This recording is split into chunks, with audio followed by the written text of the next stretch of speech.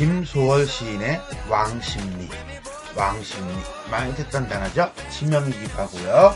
자에 대해서 살펴보도록 하겠습니다.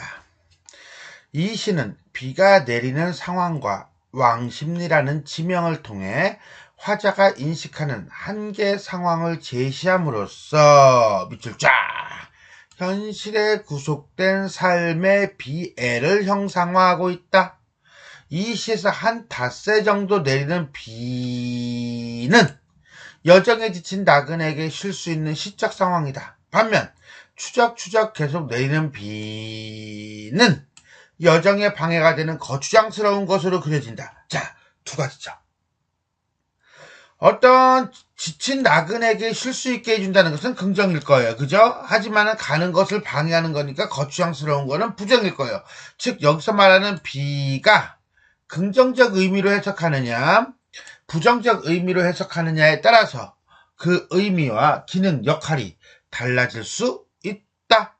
이러한 표현에는 오지 말아야 할 때는 온다고 하고 가도 그만일 때는 간다고 하는 비마저도 뜻대로 되지 않는 것에 대한 당시 우리 백성들의 서러움이 화자의 심정과 처지에 맞물려 표현되고 있다고 할 수 있겠습니다. 자, 그럼 우리가 왕십리 한번 읽어보도록 하겠습니다. 비가 온다 오느나 오는 비는 올지라도 한 닷새 왔으면 좋지. 여들의 수문 아랜 온다고 하고 초하루 상망이면 간다고 했지. 가도 왕십리 비가 오네. 웬걸 처세야 울려거든 왕십리 건너가서 우러나다고 비 맞아 나른해서 벌새가 온다. 천안 삼거리 실버들도 촉촉히 젖어서 늘어졌다네. 비가 와도 한 닷새 왔으면 좋지. 구름도 산마루에 걸려서 운다. 구름이 오는 거야? 화자가 오는 거야? 화자가 오는 거죠?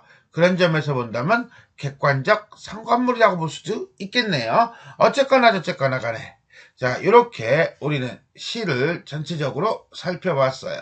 자 그러면 한행 한 구절 한 구절 살펴보도록 하겠습니다. 비가 온다 오느나 오는 비는 올지라도 한 닷새 왔으면 좋지. 자 딱 뭐가 눈에 띄어요? 그렇죠. 일단 비예요. 그죠? 지금 이거는 비가 포인트가 될 겁니다. 비는 뭡니까?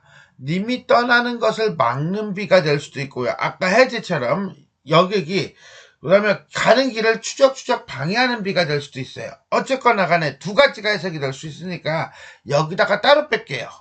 자, 이별의 상황에 처한 화자일 때는 임과 헤어지지 않게 하는 존재라고 볼 수 있겠고요. 떠나는 유랑민일 때는 떠나는데 거추장스러운 비가 될 수도 있다. 즉 무슨 소리냐? 이 비는 긍정적으로 해석할 수도 있고 부정적으로 해석할 수도 있다. 또 하나 확인할 수 있는 게 뭐가 있습니까? 그렇죠. 온다, 오느나, 오는, 올지, 왔으면 이에요. 오다라고 하는 것의 어미의 변형을 통해서 시적 상황, 뭐야? 비가 내린다라고 하는 것, 비가 온다는 것을 드러내고 있다라고 보시면 돼요. 그러면서 화자는 뭐라고 합니까? 올지라도 한 닷새 왔으면 좋겠다라고 얘기합니다. 자, 이것은 1번으로 비를 해석할 때는 비가 계속 내려 이미 떠나지 않았으면 좋겠다 라고 해석을 할 수 있고요. 2번으로 해석을 할 때는 비가 오는 것도 좋지만 적당히 왔으면 좋겠다 라고 해석을 할 수가 있겠습니다. 1년 내리는 비가 이제 그치기를 소망함 또는 계속 내리기를 소망함. 주제가 두 개가 상반돼요. 자, 그거는 이 비를 어떻게 해석하느냐에 따라서 달라진다라고 보시면 되겠습니다. 2연 보겠습니다. 여들의 수문 아래 온다고 하고 초하루 상망이면 간다고 했지. 가도 가도 왕십리 비가 오네. 여들의 20알이니까 여들에는 8일이야. 20알은 20일이야. 그래서 8일과 20일을 의미해요. 근데 이걸 거꾸로 자 28일 20알 여들에라고 표시할 수도 있다는 거예요. 그래서 왜? 운율을 고려해서 세 글자, 네 글자가 조금 더 낫잖아. 이렇게 되는 거예요. 그런 점에서는 우리가 도치라고 볼 수도 있습니다. 온다고 하고 누가 온다고? 님이 온다고 하고 초하루 상망이면 음력 초하루 날에 지내는 제사를 우리가 얘기합니다.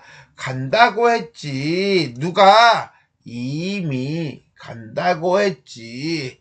자, 결국 뭡니까? 예전에 이미 한 말이죠? 인용을 하고 있는 거예요. 가도 가도 왕십리 비가 오네 왕십리. 건 지명이죠? 지명이고요. 그 다음에 화자가 나가고 싶어도 나가지 못하게 하는 한계 상황이라고 보시면 돼요. 어쨌거나 간에 기다리는 사람은 오지도 않고 비만 계속 내리고 있네 라고 해서 실망감이고요. 왕십리를 벗어나려고 해도 벗어날 수 없는 현실이다. 그래서 이걸 갖고 우리는 한계 상황이라고 이렇게 보시면 되겠습니다. 이연은 뭡니까? 님은 오지 않고 비만 계속 내리는 현실. 3년 보겠습니다. 웬걸 저새야 울려거든 왕십리 건너가서 우러나다고. 비 맞아 나른해서 벌새가 운다. 어떤 단어, 어떤 시어 체크. 울려고 울어 운다죠. 이거는 기본형 울다의 어미 변형을 통한 반복이라고 보시면 돼요. 또 하나 왕십리 건너가서 울어달라고. 저기 가서 울어달라고. 왜? 비를 그치게 할까봐 걱정하는 화자. 비 맞아 나른해서 벌새가 울어 내가 울어. 내가 울죠. 감정 이입의 대상이라고 보시면 되겠고요. 오랜 비로 감각과 정신이 마비된 상태를 뭐라고 표현했습니까? 그렇죠. 나른해서 라고 표현한 겁니다. 어쨌거나 간에 3년은 벌새가 비에 맞아서 운다 라고 보시면 되겠네요. 천안삼거리 실버들도 자 역시 마찬가지로 왕십리와 함께 구체적 지명 제시하고 있나요? 네, 구체적 지명 제시하고 있네요. 촉촉히 젖어서 비를 맞아서 늘어졌다네. 비가 와도 한닷새 왔으면 좋지.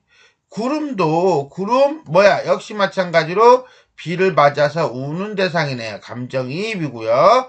현실 상황을 극복하지 못하는 한계를 지닌 존재다 라고 해석하기도 합니다. 그럴 때는 어떤 경우냐? 비 오는 상황을 일제강점기로 해석을 할 때 그런다 라고 보시면 돼요. 어쨌거나 간에 산마루에 걸려서 운대요.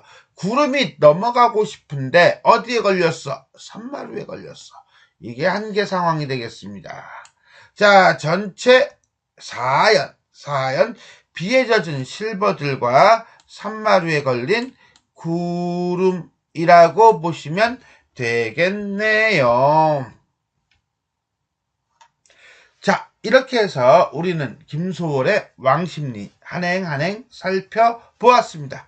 자, 그럼 우리가 전체를 한번 정리해 보도록 하겠습니다.